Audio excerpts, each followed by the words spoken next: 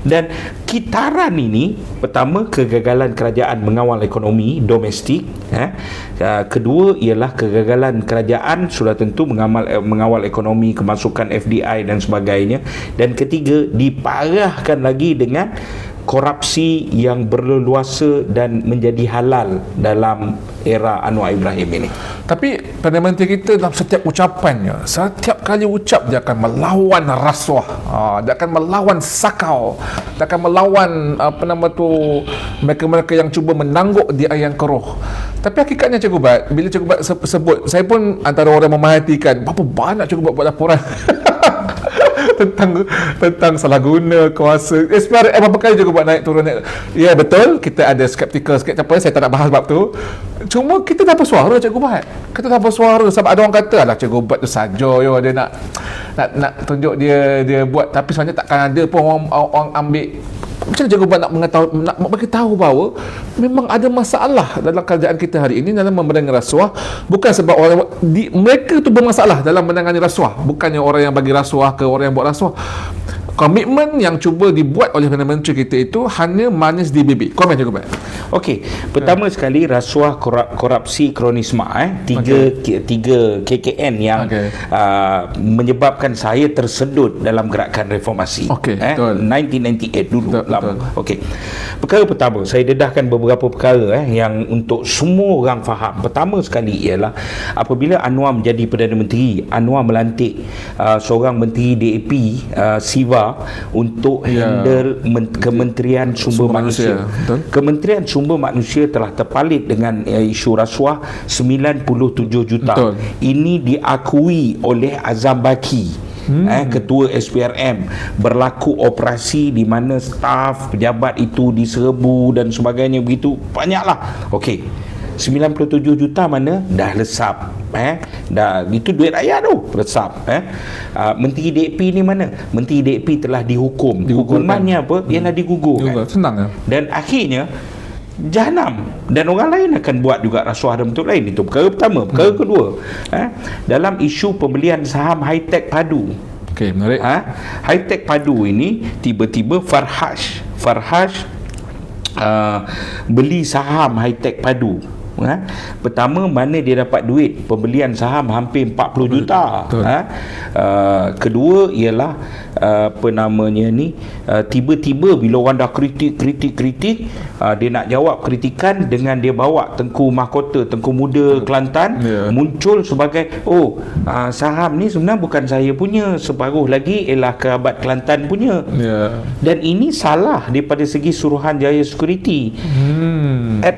At first place, untuk beli tu dia tak boleh ada niat terselindung. Betul, kita ada nilai negatif dalam nilai pasaran terbuka, tapi nilai positifnya apa? Keterbukaan maklumat juga. Betul. Dan apabila datang kemudian saham itu diagihkan kepada pula orang lain, itu merupakan salah daripada Suruhanjaya Security.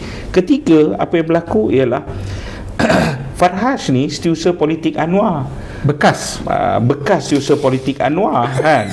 Dan Farhaj ini juga bekas pimpinan keadilan apa semua, dan dia kawan kepada menteri dalam negeri kan. Selaku menteri, kawan menteri dalam negeri, kawan kepada Perdana Menteri kan.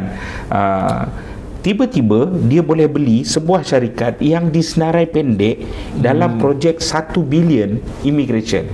Ini insider trading. Kita punya syak yang kuat. Kerajaan kena siasat, kerajaan kena nyata pendirian. Jadi apa yang berlaku hari ini rasuah, kronisma.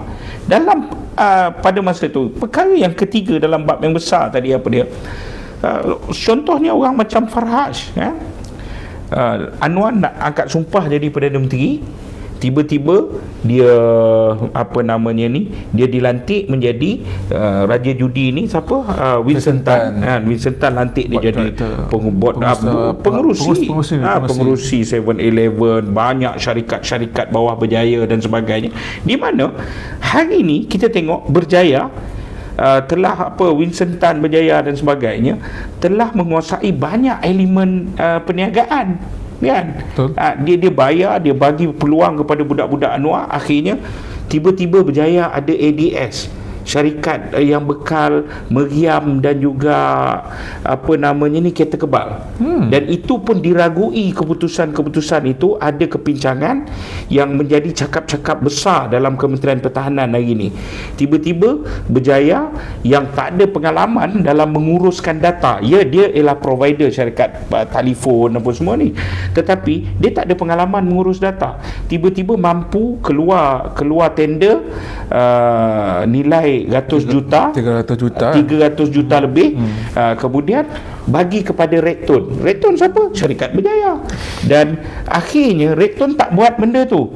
Seminggu selepas itu Rekton sap pula kepada Awan Tech. Ini pun juga dapat laporan polis lah. Sap pula kepada Awan Tech, di mana keuntungan dia seminggu tukang sap tu je 100 juta lebih. Ya, betul. Itu belum saya masuk Selangor, gerbang maritim Selangor, di mana sepanjang sungai bernilai nilai pembangunan 10 bilion, sepanjang sungai Selangor dapat kepada siapa? Dapat kepada Berjaya. Betul. Jadi maknanya Anwar Ibrahim ni adalah Perdana Menteri paling teruk yang pernah dia lawan. Contohnya ialah dia lawan Mahdi. Salah guna kuasa undang-undang Mahdi ni terkenal lah dengan kejam. Kita panggil Mahdi Maha Fir'aun, Maha Zalim kan. Tapi soal dia, adakah Anwar tidak menggunakan undang-undang hari ni? Betul. Kan? Akta hasutan dan sebagainya dia janji nak mansuh, akhirnya digunakan. Kedua ialah Anwar lawan Pak Lah Badawi. Anwar lawan Pak Lah Badawi dengan mengatakan KJ tingkat 4. Tingkat 4, betul. KJ tingkat 4 tau. Saya tak nafilah benda tu, tapi KJ tingkat 4. Nurul Izzah tingkat yang sama dengan tingkat Anwar Ibrahim, tingkat 5. Sebab Nurul Izzah penasihat ekonomi, Nurul Izzah penasihat itu, Nurul Izzah penasihat ini, yang kita sebut dengan rakyat bagaimana dalam kes Marhain biasa, CEO Halal Hub Negeri Melaka, pengerusi Panorama Melaka Sdn Bhd, ramai orang kena tangkap sebab lantik anak. Walaupun ada interview anak layak, lulus kelulusan apa semua, tapi oleh kerana bapak dia ada kuasa dan oleh kerana ada interview jalan bawah kuasa bapak dia, akhirnya dia bapak dia pakai baju oren, kena dakwa. Sekarang ni di mahkamah, sekarang di mahkamah. Anwar Ibrahim lantik anak dia kot. Isu ada gaji tak ada gaji itu isu kedua, dan kita pun telah dedah kan, dan sampai hari ni Izzah kata nak buat laporan polis. Pembohong Izzah, tak ada laporan polis. Izzah tak sendiri tak buat laporan polis.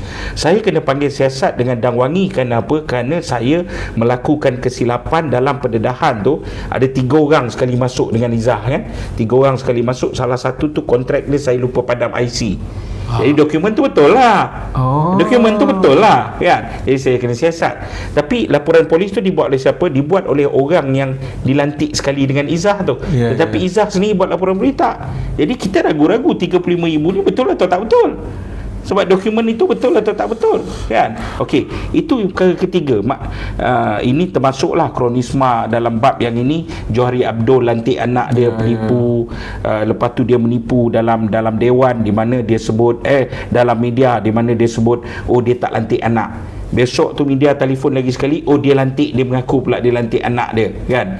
Jadi menipu tegar ni daripada atas sampai bawah. Dan yang akhirnya Anwar lawan Najib. Dia kata isu rasuah, isu 1MDB, isu apa. Hari ni yang berlaku ni lagi teruk, lagi parah. Dan insya-Allah saya beritahu kepada sahabat-sahabat, awal minggu depan saya akan berdedahkan bagaimana seorang yang membekalkan helikopter kepada Anwar Ibrahim ketika kempen pilihan raya. Menarik tu. Soalan-soalan ni pernah ditanya oleh Ustaz Afnan dalam parlimen, tapi kita orang saya rasa pertama kali dalam sejarah tidak ada jawapan detail juga. Ini berlaku zaman Madani juga. Orang ni kononnya tak tahulah bantu ke pro bono ke bayar ke apa ke, dia antara supplier helikopter. Anwar terbang ke sana ke sini dia antara penyumbang dana pilihan raya dalam kempen pilihan raya PKR. Hari ni orang ni sedang dalam senarai akhir untuk dapat projek 16 bilion 15 tahun membekalkan helikopter kepada kerajaan Malaysia, di mana proposal dia ialah keseluruhan agensi penguatkuasaan akan sewa helikopter daripada orang ini. 16 bilion nilai dia. Menarik. Kita nantikan pendedahan daripada Cikgu Bat tentang perkara ini. Cikgu Bat, saya nak